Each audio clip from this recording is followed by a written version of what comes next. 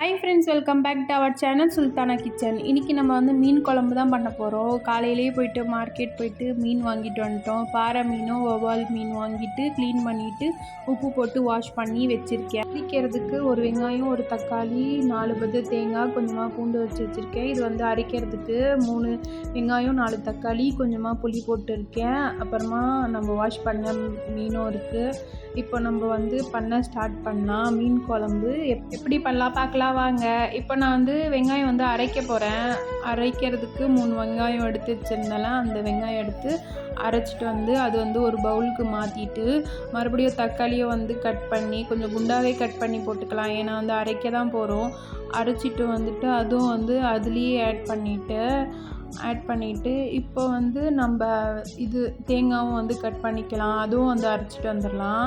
அரைச்சிட்டு அதுவும் வந்து அதுலேயே ஆட் பண்ணிக்கலாம். இப்போ நம்ம ஆட் பண்ண தக்காளிலேயே வந்து ஆட் பண்ணிவிட்டு இப்போ வந்து மஞ்சத்தூள், குழம்பு மசாலா, மல்லித்தூள், மிளகாய்த்தூள் இதெல்லாம் போட்டுட்டு கொஞ்சமாக உப்பும் வந்து போட்டுட்டு நல்லா வந்து ஒரு கரண்டி எடுத்து நல்லா வந்து மிக்ஸ் பண்ணிக்கலாம். மிக்ஸ் பண்ணி இது வச்சுட்டு தனியாக இப்போ ஒரு கடாய் எடுத்து அதில் வந்து எண்ணெய் போட்டு கடுகு, சீரகம், அப்புறமா வெந்தயம்லாம் கொஞ்சமாக போட்டுட்டு கருவேப்பிலை இதெல்லாம் போட்டுட்டு நல்லா வந்து அது தாளிச்சிட்ட பிறகு பூண்டு, அப்புறமா பச்சை மிளகாவும் ஆட் பண்ணிவிட்டு நல்லா வந்து மிக்ஸ் பண்ணிக்கலாம். காரம் எவ்வளோ வேணுமோ அவ்வளோ ஆட் பண்ணிக்கலாம். அப்புறமா கட் பண்ணி வச்சுருக்க வெங்காயமும் ஆட் பண்ணிவிட்டு நல்லா வந்து மிக்ஸ் பண்ணிக்கலாம். ப்ரௌன் ஆகிற வரைக்கும் நல்லா வேகணும். நல்லா வெந்துட்ட பிறகு இப்போ நம்ம வந்து தக்காளியும் வந்து ஆட் பண்ணிவிட்டு நல்லா வந்து அதுவும் வேகணும்.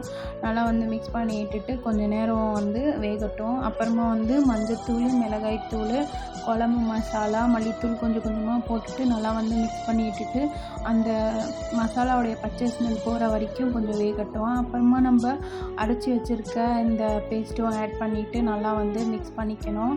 நல்லா வந்து மிக்ஸ் பண்ணிகிட்டே இருக்கணும். அப்போ தான் வந்து கீழே அடி பிடிக்காது.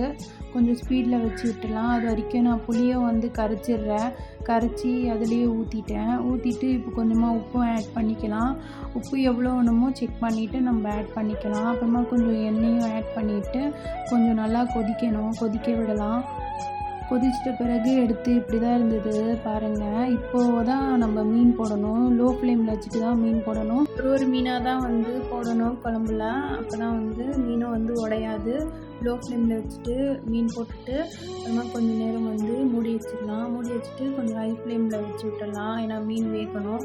மீன் நல்லா வந்து வெந்துட்ட பிறகு கொத்தமல்லி வந்து கட் பண்ணி மேலே போட்டு விட்டுட்டு சூப்பரான சுவையான மீன் குழம்பு ரெடி. இந்த வீடியோ உங்களுக்கு பிடிச்சிருந்தா லைக் பண்ணுங்கள், சப்ஸ்கிரைப் பண்ணுங்கள். அதோட நெக்ஸ்ட் வீடியோவில் பார்க்கலாம். Bye friends.